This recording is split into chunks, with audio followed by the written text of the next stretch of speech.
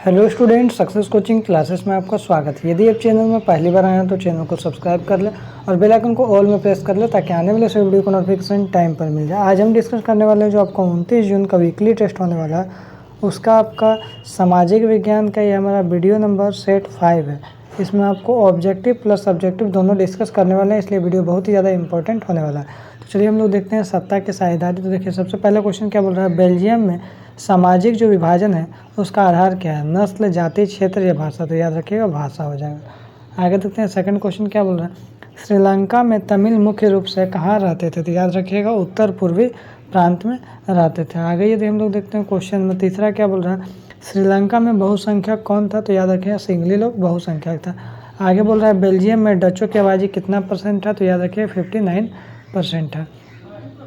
आगे देखते हैं बेल्जियम में मुख्य रूप से कौन सी भाषा बोली जाती है। तो जर्मन, डच और फ्रेंच तीनों भाषा बोला जाता था। आगे यदि हम लोग देखते हैं क्वेश्चन नंबर 6 क्या बोल रहा है, 1970 और 1993 के बीच बेल्जियम में संविधान में कितने बार संशोधन किया गया। तो याद रखिएगा 4 बार संशोधन किया गया। आगे देखते हैं बोल रहा है श्रीलंका में सिंगली भाषा को एकमात्र राजभाषा के रूप में घोषित किया गया। कब किया गया। तो 1956 में किया गया।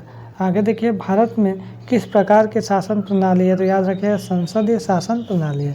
आगे देखिए श्रीलंका में तमिल देश की कुल जनसंख्या का कितना प्रतिशत है। श्रीलंका में तमिल देश की कुल जनसंख्या का कितना प्रतिशत है। तो याद रखिएगा 18% है। आगे यदि हम लोग देखते हैं क्वेश्चन नंबर 10 क्या बोल रहा है, श्रीलंका में सिंगली देश की कुल आबादी के कितना परसेंट है। तो याद रखिएगा 74% है। आगे देखिए श्रीलंका में सत्ता की साझेदारी का जो आधार क्या है। तो याद रखिएगा बहुसंख्यकवाद हो जाएगा। क्या हो जाएगा, बहुसंख्यकवाद में श्रीलंका में सत्ता की साझेदारी। आगे देखिए बोल रहा है कौन सा जातीय समूह ब्रुसेल्स में बहुसंख्यक है। तो याद रखिएगा कौन सा, फ्रांसीसी भाषी वाला। आगे यदि देखते हैं क्वेश्चन नंबर 14 क्या बोल रहा है, श्रीलंका का राज्य के धर्म क्या हो जाएगा। तो याद रखिएगा बौद्ध धर्म हो जाएगा।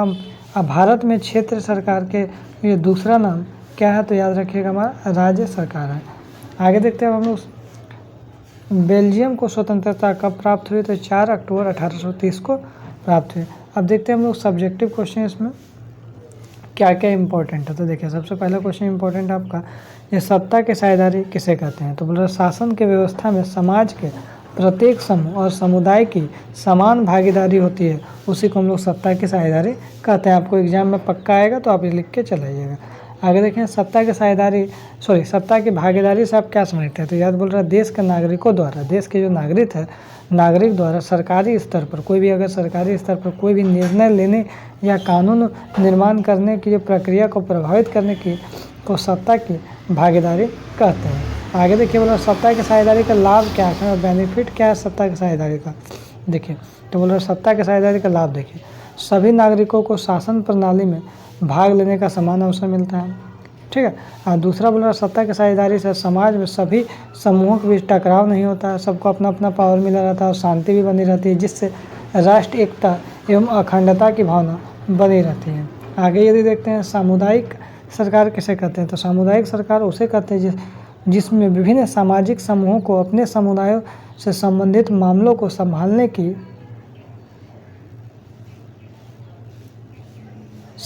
की शक्ति दी जाती है और उससे यह आशा की जाती है कि वह किसी भी समुदाय को कमज़ोर किए बिना आम जनता के लाभ के लिए संयुक्त रूप से काम करे।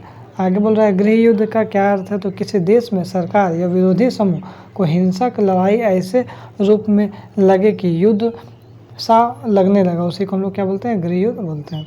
आगे देखिए बेल्जियम को स्वतंत्रता कब प्राप्त हुई। तो याद रखिए बेल्जियम को स्वतंत्रता जो है 4 अक्टूबर 1830 ईस्वी को मिली, परंतु उसे मान्यता 19 अप्रैल 1839 को दी गई, ठीक है। आगे ये दिन देखते हैं श्रीलंका की कुल आबादी में सिंहलियों और तमिलों की आबादी का कितना अनुपात है। क्या अनुपात है, बोल रहे श्रीलंका की कुल आबादी में सिंहलियों की आबादी 74% है, जबकि तमिलों की आबादी 18% है।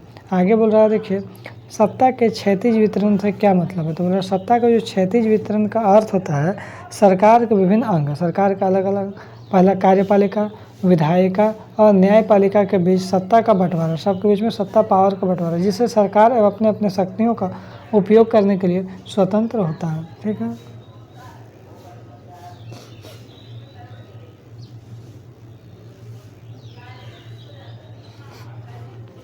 तो यदि आपको वीडियो अच्छा लगे तो लाइक करिएगा, शेयर करिएगा। अगर चैनल में नए हैं तो चैनल को सब्सक्राइब जरूर करिएगा। फिर मिलते हैं हम लोग नेक्स्ट वीडियो में। Thank you so much.